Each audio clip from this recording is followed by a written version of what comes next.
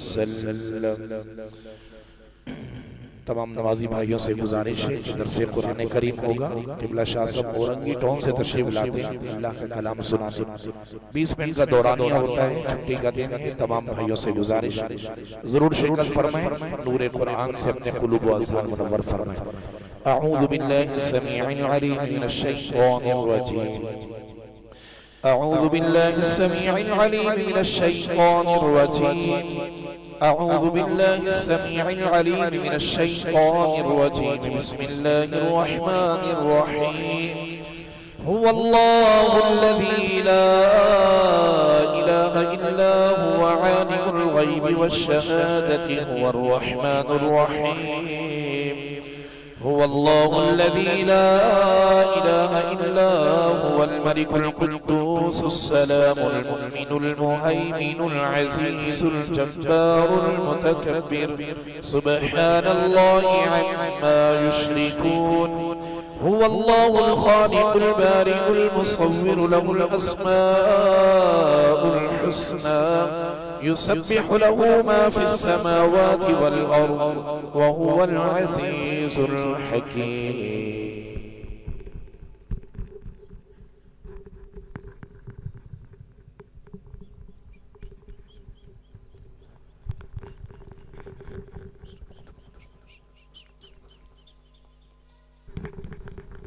تجدید ایمان کر لیجئے، پڑھیے یا اللہ اگر مجھ سے کوئی کفر ہو گیا ہو تو میں توبہ کرتا ہوں، لا الہ الا اللہ محمد الرسول اللہ صلی اللہ علیہ وآلہ وسلم۔ بسم اللہ الرحمن الرحیم۔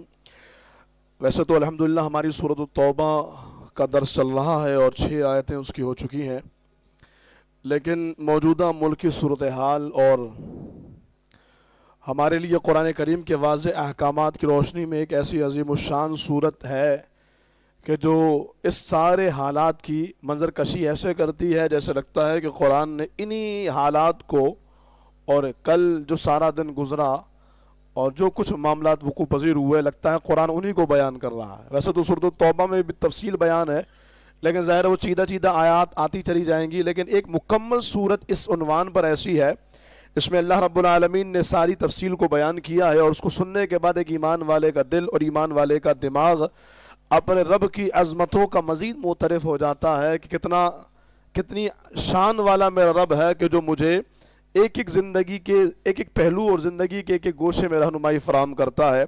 تو اس لیے آج جس سورہ پاک کا انتخاب کیا ہے وہ سورہ عادیات ہے، سورۃ العادیات۔ یہ 30ویں سپارے کی مختصر سی صورت ہے جس میں اللہ رب العالمین نے اپنے حبیب صلی اللہ تعالی علیہ وآلہ وسلم کو اور سرکار علیہ السلام کے غلاموں کو اللہ رب العالمین نے مخاطب فرمایا، اور اللہ تعالیٰ نے اس میں ہمیں جنگی صورتحال کو بیان فرمایا۔ لیکن اس سے پہلے میں ذرا اس سورہ مبارکہ کا وہ خوبصورت حسن آپ کے سامنے بیان کروں۔ 5 ایسی صورتیں ہیں جس کا اسلوب بالکل تمام قرآن کی 114 صورتوں میں سے 5 نکالیں تو 109 صورتوں کے مقابلے میں سب سے مختلف ہے۔ اس میں ابتدا قسم سے ہے اور قسم کا انداز بھی مختلف ہے۔ 5 صورتوں میں پہلی صورت سورۃ الصافات ہے، والصافات صفا۔ دوسری سورہ مبارکہ سورۃ الذاریات ہے، والذاریات ذروا، فالحاملات وقرا، فالجاریات یسرا، فالمقسمات امرا۔ تیسری صورت سورۃ المرسلات ہے، والمرسلات عرفا، فالعاصفات عصفا، والناشرات نشرا، فالفارقات فرقا۔ چوتھی سورہ مبارکہ سورۃ النازعات ہے، والنازعات غرقا، والناشطات نشطا، والسابحات سبحا، فالسابقات سبقا۔ اور 5ویں سورہ مبارکہ یہ سورۃ العادیات ہے جس کو ابھی میں نے آپ کے سامنے بیان کرنا ہے، جس میں اللہ رب العالمین اسی اسلوب کے تحت بیان فرما رہا ہے، والعادیات ضبحا، فالموریات قدحا، فالمغیرات صبحا، فاثرن به نقا۔ یقیناً یہ خوبصورت اسلوب ہے، جب آپ سنیں گے تو آپ کا ایمان بھی اس حوالے سے تازہ ہو جائے گا کہ اللہ تعالیٰ نے اس میں ہمارے لیے کتنے زبردست قسم کے احکامات بیان فرمائے ہیں۔ میں قرآن کریم کی ان آیت کریمہ کو ابتداً پہلے آپ کے سامنے تلاوت کروں اور پھر اس کے بعد انشاءاللہ اس کا ترجمہ آپ کے گوش گزار کروں گا۔ اللہ رب العالمین فرماتا ہے والعادیات ضبحا۔ عادیات کہتے ہیں تیز دوڑنے والے کو، حدیث پاک کے مطابق اور مفسرین کے مطابق اس سے مراد گھوڑے ہیں، اور اس سے مراد مجاہدین کے گھوڑے ہیں جو تیز دوڑتے ہیں، سرپٹ دوڑتے ہیں۔ والعادیات ضبحا، ضبحا اس گھوڑے کو کہتے ہیں یا اس کیفیت کو کہتے ہیں جس میں تیز دوڑنے کی وجہ کر گھوڑے کے سینے سے گڑگڑاہٹ کی آواز آتی ہے، یا اس کے نتھنے پھولنے کے بعد اس کے سانسوں کی آواز تیز ہو جاتی ہے۔ تو اللہ رب العالمین قسم ارشاد فرما رہا ہے تیز دوڑنے والے ان گھوڑوں کی کہ جن کے سینے سے یا جن کے نتھنوں سے آواز آ رہی ہے۔ فالموریات قدحا، پھر فرمایا کہ وہ اپنے سموں سے چنگاری نکالتے ہیں، اتنی تیز دوڑتے ہیں کہ جب ان کے کھر کے نیچے جو لوہے کی نال لگی ہوتی ہے جب وہ پتھروں سے ٹکراتی ہے تو ان کی تیزی کی وجہ کر اس سے آگ کی چنگاریاں نکلتی ہیں۔ فالمغیرات صبحا، اور فرمایا کہ پھر ان کے حملے کا جو وقت ہوتا ہے وہ صبح سویرے ہوتا ہے، وہ اپنے دشمنوں پر صبح کے وقت ٹوٹ پڑتے ہیں اور دشمنوں کی اینٹ سے اینٹ بجا دیتے ہیں۔ فَأَثَرْنَ بِهِ نَقْعًا، اور فرمایا کہ وہ غبار اٹھاتے ہیں، یعنی اتنی تیز دوڑتے ہیں کہ ان کا غبار اٹھانا، اور اس تیز دوڑنے کی وجہ کر غبار چاروں طرف پھیل جاتا ہے۔ فَوَسَطْنَ بِهِ جَمْعًا، اور پھر اس کیفیت میں وہ دشمنوں کے اندر گھس جاتے ہیں اور دشمنوں کو تہہ تہہ کر دیتے ہیں۔ آگے کی آیتیں ہیں لیکن پہلے اس پر کچھ آپ کے سامنے میں آپ کی گوش گزار کرنا چاہ رہا ہوں کہ جس کو ہم بیان کریں۔ موجودہ صورتحال سے پہلے آپ ذرا دیکھیے مجاہدین کو اللہ تعالیٰ نے کتنا بڑا اعزاز دیا کہ مجاہد تو مجاہد ہوتا ہے، مجاہد جس گھوڑے پر بیٹھے اللہ تعالیٰ اس کے سینے کی گڑگڑاہٹ کو بھی پسند فرماتا ہے۔ یہ جہاد اللہ کو کتنا محبوب ہے۔ آج ہماری زندگی سے اور آج ہمارے روزمرہ کے معمولات سے جہاد کا ذکر ہی ختم ہو گیا ہے۔ آج ذکر کرنے والے تو ہیں، جہاد کی باتیں کرنے والے نہیں۔ آج نمازیں پڑھنے والے تو ہیں، جہاد کا جذبہ رکھنے والے نہیں۔ یہ بطور اصلاح میں یہ جملے کہہ رہا ہوں، ظاہر ہے ہر مسلمان ایسا نہیں ہے، جذبہ جہاد سے سرشار ہے۔ ابھی جو کل جو صورتحال وقوع پذیر ہوئی یہ وہی جذبہ جہاد تھا جس کو اللہ رب العالمین کے حبیب علیہ السلام نے بیان کیا ہے۔ اگر ہمارے مجاہدین کے اندر، ہماری آرمی کے اندر یہ جذبہ نہیں ہوتا تو اپنے سے کئی گنا بڑے دشمن کو جو طاقت میں بھی زیادہ ہے، قوت میں بھی زیادہ ہے، صلاحیت میں بھی زیادہ ہے، اس کو کس طرح شکست دی جاتی۔ تو یقیناً یہ جذبہ جہاد ایمانی غیرت ہے، لیکن سمجھنے کی ضرورت یہ ہے، غور کیجئے گا اللہ نے قرآن میں کہیں پر یہ نہیں فرمایا کہ نمازیوں کے مصلے کی قسم، سجدہ کرنے والوں کے اس مقام سجدہ کی قسم۔ ہاں یہ ضرور ہے کہ جو ماتھے پہ سجدے کے نشان بن جاتے ہیں اللہ رب العالمین نے اس کو بیان فرمایا ہے، اور اللہ رب العالمین ان کو سیماہم فی وجوہہم من اثر السجود، کہ ان کے ماتھے سجدوں کے نشان ان کے ماتھوں پر ظاہر ہیں۔ اللہ نے اس کی تعریف بیان فرمائی ہے، لیکن مقام سجدے کو بیان نہیں کیا۔ یہ نماز ایک یقیناً بڑی عالی شان شے ہے اور اللہ کی عبادت اور اللہ کے قرب پانے کا مقبول ترین ذریعہ ہے، لیکن سمجھیے کہ جہاد کتنا مقبول ذریعہ ہے۔ تو سوال پیدا ہوا کہ پھر نماز تو اتنی مقبول ہے تو پھر ایسا جیسا اللہ نے جہاد کے بارے میں فرمایا نماز کے بارے میں کیوں نہیں فرمایا؟ کہا اس وجہ کر کہ جہاد چاہے نماز ہو، چاہے روزہ ہو، چاہے زکوٰۃ ہو، چاہے حج ہو، اسلام کے سارے احکامات کو بچانے والی جو چیز ہے وہ جہاد ہے۔ اگر جہاد نہیں رہا تو نماز بھی نہیں رہے گی، اگر جہاد نہیں رہا تو مسجدیں بھی نہیں رہیں گی۔ اب دیکھیے انڈین آرمی نے سب سے پہلا حملہ اور پہلا میزائل جو مارا وہ کہاں مارا؟ مسجد کے اوپر۔ یہ الگ بات ہے کہ ان کا تو ہمیشہ سے رونا یہی ہے کہ وہاں دہشت گرد تھے۔ اچھا اگر دہشت گرد تھے بھی تو بارڈر کے قریب بٹھایا ہوتا انہیں۔ یہ الگ بات ہے کہ انڈین آرمی کا ہمیشہ سے رونا یہ ہے کہ اگر ان کے یہاں چھوٹی بھی مر جائے تو کہتے ہیں پاکستان نے ماری ہے۔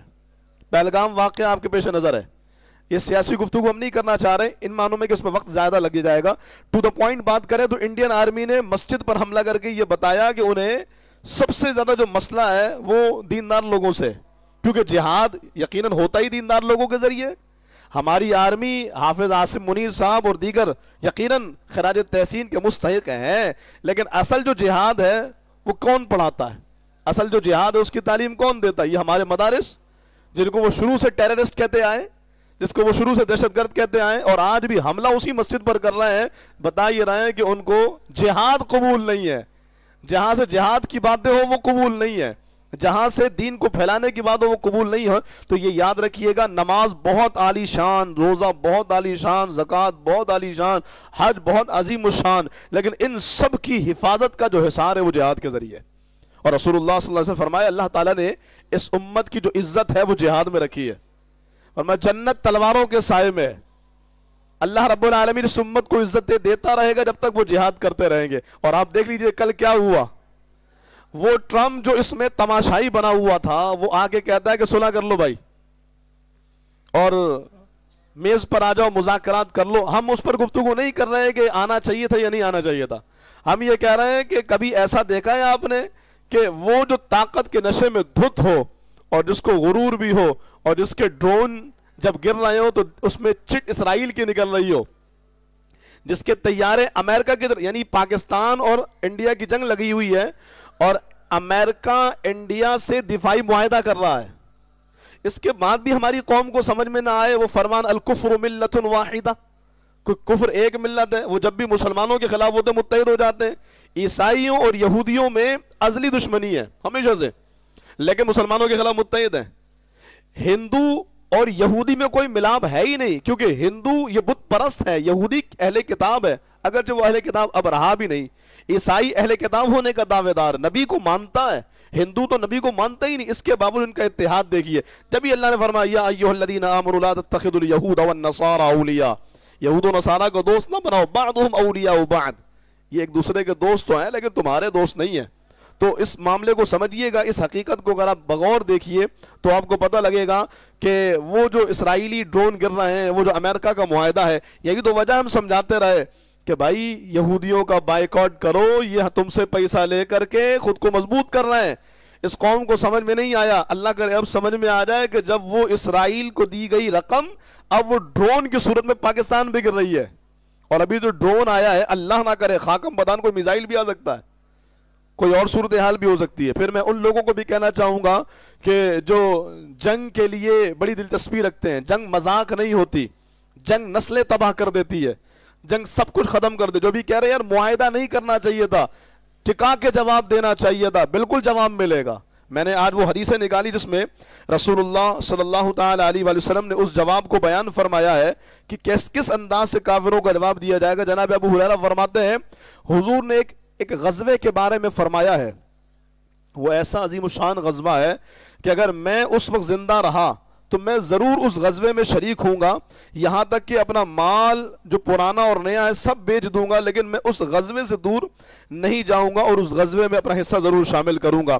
پھر جناب ابو ہریرہ رضی اللہ تعالیٰ عنہ فرماتے ہیں کہ میرے محبوب صلی اللہ تعالیٰ علیہ وسلم سے میں نے یہ عرض کی تو حضور نے فرمایا کہ ابو ہریرہ بہت مشکل ہے, بہت مشکل ہے, بہت مشکل ہے. یعنی حضور یہ فرما رہے تھے ابو ہریرہ تم اس جنگ میں شریک نہیں ہوگے.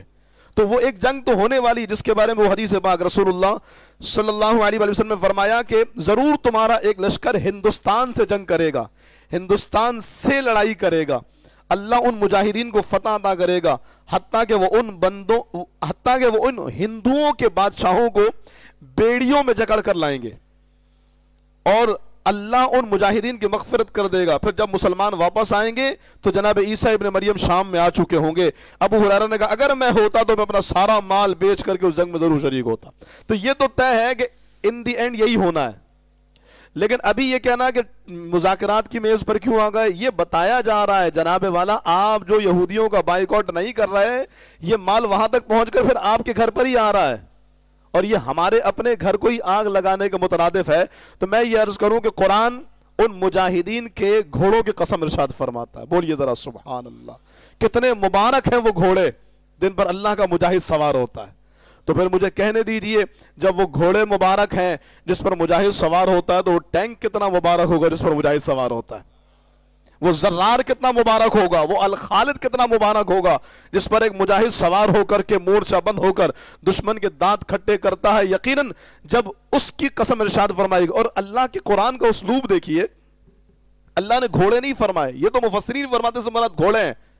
تو قبلہ بابا جی کو سنا, بابا فرمانے لگے کہ اس سے مراد ہر وہ عمل ہے یا ہر وہ شے ہے جو کفار کے مقابلے میں جہاد کے لیے نکلے. تو کہا جب اللہ فرماتا وَالْعَادِيَاتِ ضَبْحًا اور ہانپتے ہوئے گھوڑوں کی قسم, تو کہا اس سے مراد صرف وہ گھوڑے نہیں ہوں گے بلکہ وہ ٹینک بھی ہوں گے جو اپنی تیز رفتاری پر کافروں کے اوپر ٹوٹ پڑے. اس سے مراد وہ جہاز بھی ہوں گے, اس سے مراد وہ F-16 F-17 تھنڈر بھی ہوگا کہ جو رافیل کے دانت کھٹے کر دے. ڈاگ فائٹنگ ہو یا ہندوستان کے اندر کئی 100 کلومیٹر اندر جا کر 3 گھنٹے تک ہندوستان کے دانت کھٹے کرنا کوئی معمولی بات نہیں ہے.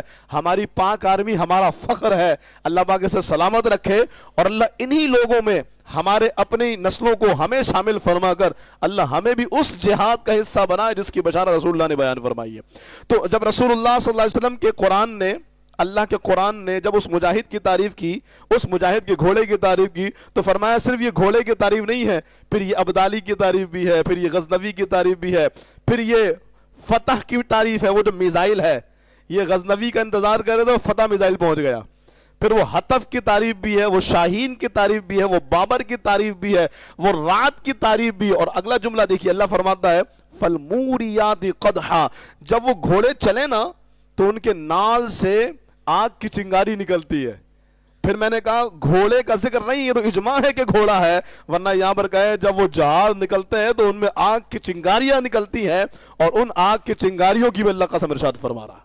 پھر اللہ رب العالمین فرماتا ہے فالمغیرات صبحا. آپ ذرا سوچئے, اس اسلوب کو دیکھیے اور کل ہونے والے وقت کے چناؤں کو دیکھیے کہ یہ رسول اللہ صلی اللہ علیہ وسلم کا پسندیدہ وقت ہے کہ رسول اللہ صلی اللہ علیہ وسلم کوئی بھی کام کیا کرتے تو صبح سویرے فرمایا کرتے, اور صبح کے وقت کی تعریف بھی حضور نے بیان کی. اور بلکہ باضابطہ رسول اللہ صلی اللہ علیہ وسلم کی دعا ہے اللہم بارک لنا فی بکورنا, یا اللہ ہمارے صبح میں برکت دے. جو لوگ صبح صبح کام شروع کر دیتے ہیں نا تو آپ ان کو دیکھیں گے ان کے وقت میں بھی برکت ہوتی ہے. بلکہ شہری علاقے کے رہنے والے اگر کبھی صبح سویرے کہیں پہنچ جائیں, اگرچہ پکنک وغیرہ پہ چلے جائیں, تو وہ جب 9 بجتے ہیں 8 بجے, ارے ابھی 8 ہی بجے, پتہ ہی لگا یار, اتنا طویل وقت گزر گیا اور ہم ٹائم گزرا ہی نہیں ہے. صبح کے وقت میں اللہ نے واقعتاً برکت رکھی ہے, اور حملہ بھی صبح کے وقت ہونا چاہیے. حضور اسی کا چناؤ کرتے ہیں. اس کی بہت ساری حکمتوں میں سے ایک حکمت یہ بیان کی گئی, مسلمان کبھی دھوکہ نہیں دیتا. اور آپ دیکھ لیجئے ہماری آرمی نے, جب انڈین آرمی حملہ کر رہی ہے سامنے سے یہی جواب آ رہا ہے, ہمارے جواب کا انتظار کرو, ہمارے جواب کا انتظار کرو. چناؤ کس وقت کا ہوا؟ قرآن کہتا فالمغیرات صبحا, پھر صبح کے وقت وہ ٹوٹ پڑتے ہیں, اور ایسا ٹوٹے کہ دشمنوں کے ہوش ٹھکانے آ گئے. وہ کل تک جو کہہ رہے تھے کہ کراچی بھی قبضے میں آ گئے, ایون کہ ان کی بیوقوفی اور حماقت دیکھی ہے کہ لاہور میں بھی پورٹ مان لیا کہ بھائی لاہور پورٹ انڈین آرمی کے قبضے میں آ گیا. ہم نے کہا ہمیں آج تک نہیں پتا چلا لاہور میں ہی پورٹ ہے. لاہور والے تو سمندر دیکھنے کے لیے کراچی آتے ہیں, تو لاہور میں کون سا پورٹ آ گیا؟ پورٹ تو سمندر کے کنارے ہوتا ہے. ان کی حماقت یہ ہے, ان کی بدحواسی یہ ہے. لیکن اللہ سلامت رکھے اس آرمی کو, ان جوانوں کو جن کی وجہ اگر رات جنگ ہو رہی تھی, ہمیں یقین تھا کہ آج تباہ کن حالات ہیں. یعنی رات میں نیوز آ گئی تھی نا کہ جنگ چھڑ گئی ہے, اس کے باوجود نیند کتنے سکون کی آئی تھی. میں تو سویا تھا الحمدللہ, پھر فجر میں آنکھ کھولی اور بڑے سکون کی نیند آئی ہے, فکر ہی نہیں تھی. اس لیے کہ اللہ تعالیٰ نے ہمیں ایسے شیر دل جوان عطا فرمائے ہیں اور یہ قرآن کے اصولوں پر عمل کرتے ہیں. فالمغیرات صبحا, کہ وہ صبح کے وقت ٹوٹ پڑتے ہیں. فاثرن به نقعا, پھر غبار اٹھاتے ہیں. اب اسی آرمی کے اسی انداز کو دیکھیے تو مجاہدین کے اس عمل کو اللہ نے بیان فرمایا فوسطن به جمعا, پھر دشمنوں کے جتھے میں گھس کر تہس نہس کر دیتے ہیں. اب ڈاگ فائٹنگ دور سے نہیں ہو رہی ہے. جو رافیل طیارہ 2-3 گرائے گئے وہ پاکستانی سرحد میں نہیں آئے تھے, باہر ہی تھے جو پہلے گرائے گئے.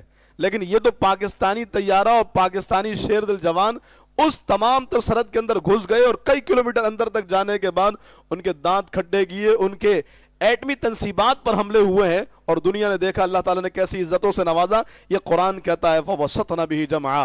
پھر اس کے بعد اللہ رب العالمین نے مزید قرآن کریم میں اسی انداز کو بیان کرتے ہوئے مسلمانوں کے اس جذبے کو بیان فرمایا, اور اللہ رب العالمین فرماتا ان الانسان لربه لکنور, بے شک انسان ضرور اپنے رب کا بڑا ناشکرا ہے. میں چاہ رہا تھا کہ یہاں سے آگے ہم آگے بیان کریں, بعد میں بیان کریں, کیونکہ یہ ایک الگ انداز شروع ہو گیا.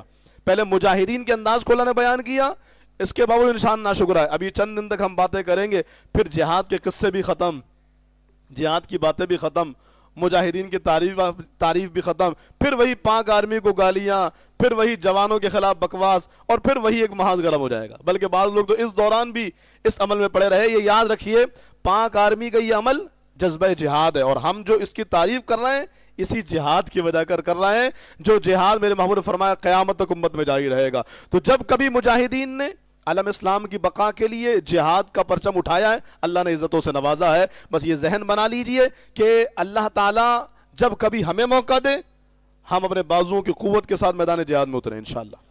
ہمیں نہیں, ہماری نسلوں کو موقع دے. اور اگر جب کبھی ہم مجاہدین کو دیکھیں کہ وہ میدان جہاد میں ہے تو ہم ان مجاہدین کے ساتھ اگر اپنے بازوؤں کی قوت کے ساتھ شامل نہ ہو سکے تو کم از کم اپنی زبانی اپنی قولی حمایت ان مجاہدین کے ساتھ شامل کریں، ورنہ پھر اسی فرمان پر عمل کے سب کچھ جانتے بوجھتے بھی انسان ناشکرا ہے اور انکار کر بیٹھتا ہے، ناشکری کر ملا کیا ہے، دیا کیا ہے اس پاکستان نے؟ جاؤ ذرا فلسطین پتہ کرو کیا صورتحال ہے، وہاں ڈرون نہیں، وہاں طیارے آ کر کے میزائل گرا رہے ہوتے ہیں، کوئی روکنے والا نہیں، اور یہاں پر تو آنے والا بھی ڈر ڈر کے آ رہا ہے، اور کیا صورتحال ہے وہ آپ کے سامنے ہے، اور کیا حالات ہیں وہ یقیناً آپ کے سامنے ہے۔ یقیناً یہ اللہ کی بہت بڑی نعمت ہے کہ اللہ نے ہمیں اسلامی سرحد عطا فرمائی، اسلامی ریاست عطا فرمائی، اور وہ شیر دل آرمی عطا فرمائی کہ جو واقعی جذبہ جہاد سے سرشار ہے۔ جب وہ جا رہے تھے طیارہ لے کر کے تو اپنے وصیت نامے پر دستخط کر رہے تھے، کیا خوبصورت لمحہ تھا، یہ بالکل وہی منظر نہیں تھا جب جنگ موتا میں سرکار صحابہ کو روانہ کر رہا ہے اور صحابہ کرام گھر میں اپنے گھر والوں کو وصیت کر رہے تھے، دیکھو یہ کرنا، میرے بعد رونا نہیں، میں دین کے لیے اگر واپس لوٹ گیا تو غازی، اور اگر کام آ گیا تو یہی تو میرا مقصد ہے کہ دین کے لیے کام آ جاؤ، اللہ مجھے شہادت کا مرتبہ عطا فرمائے۔ تو یقیناً یہ بڑا خاص موقع تھا جو قرآن کے ان آیتوں کو دیکھیے تو ہمیں سمجھ میں آتا ہے۔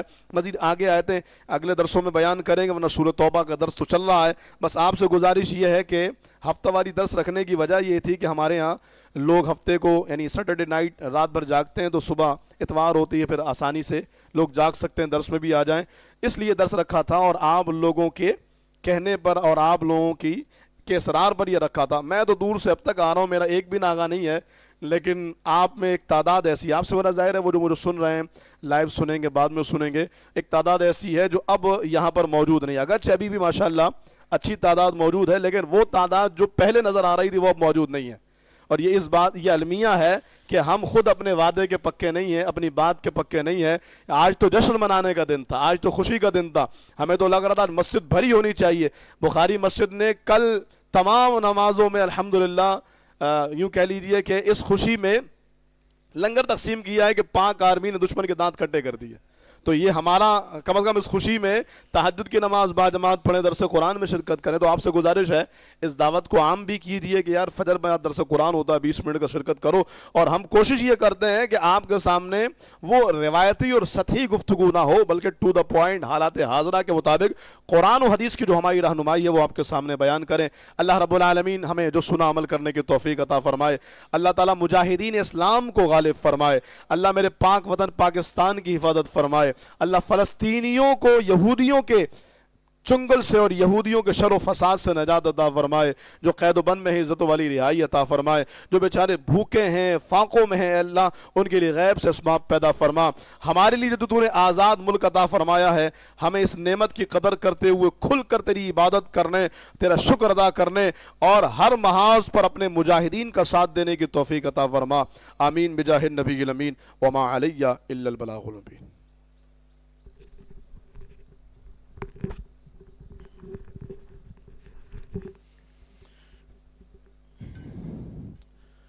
بسم الله الرحمن الرحيم يا الله يا علي يا عظيم يا حليم يا عليم أنت ربي وعلمك حسبي فنعم الرب ربي ونعم الحسب حسبي تنصر من تشاء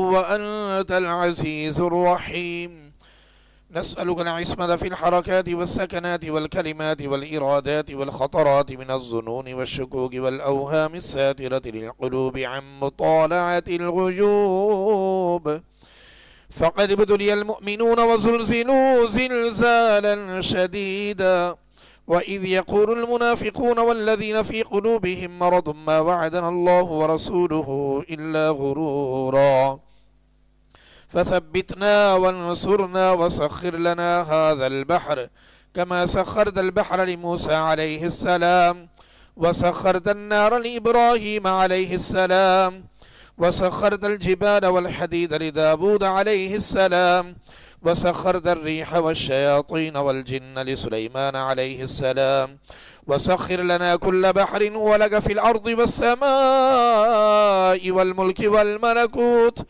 وبحر الدنيا وبحر الآخرة وسخر لنا كل شيء يا من بيده ملكوت كل شيء كافها يا عين صاد كافها يا عين صاد كافها يا عين صاد انصرنا فإنك خير الناصرين وافتح لنا فإنك خير الفاتحين واغفر لنا فإنك خير الغافرين وارحمنا فإنك خير الراحمين وارزقنا فإنك خير الرازقين واحفظنا فإنك خير الحافظين واهدنا ونجنا من القوم الظالمين وهب لنا من لدنك ريحا طيبة كما هي في علمك وانشرها علينا من خزائن رحمتك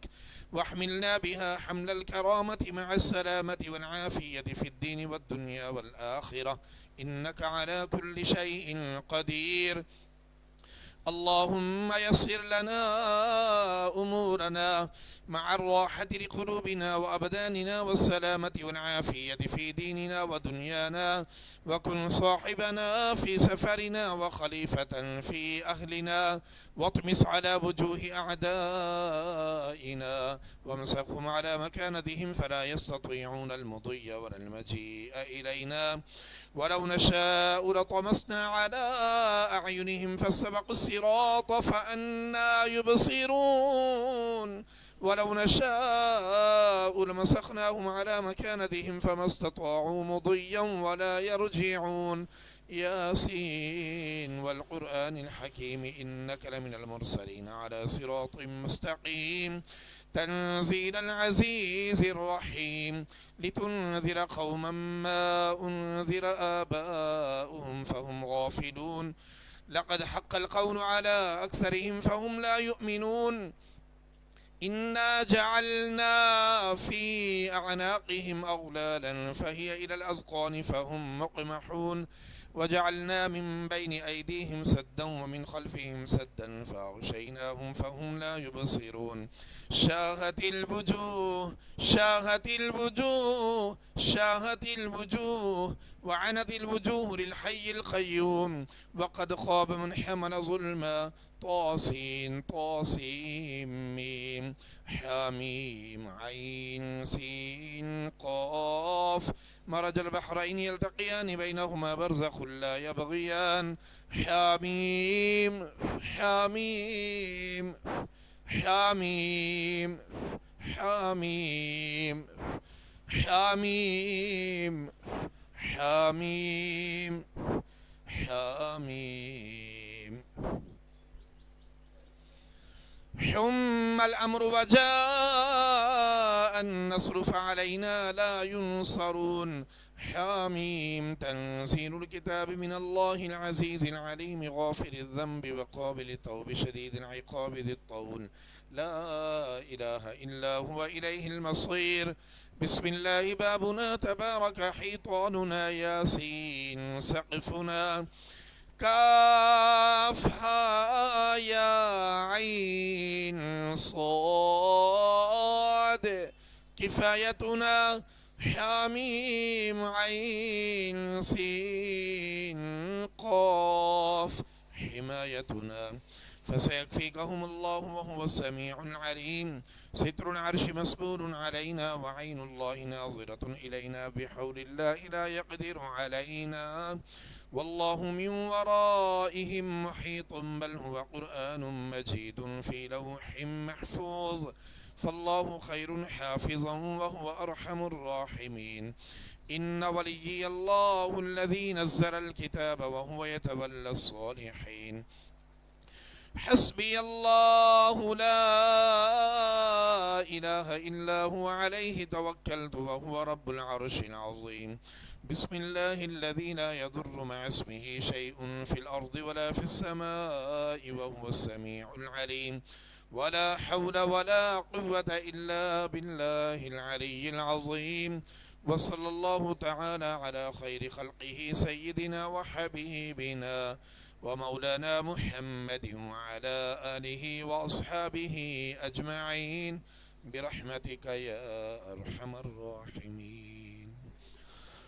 مصطفیٰ جان رحمت پہ لاکھوں سلام، شمع بز میں ہدایت پہ لاکھوں سلام، ہم غریبوں کے آقا پہ بے حد درود، ہم فقیروں کی ثروت پہ لاکھوں سلام، غوث اعظم امام التقی والنقی، جلوہ شان قدرت پہ لاکھوں سلام، مجھ سے خدمات کے قدسی کہے ہاں رضا، مجھ سے خدمت کے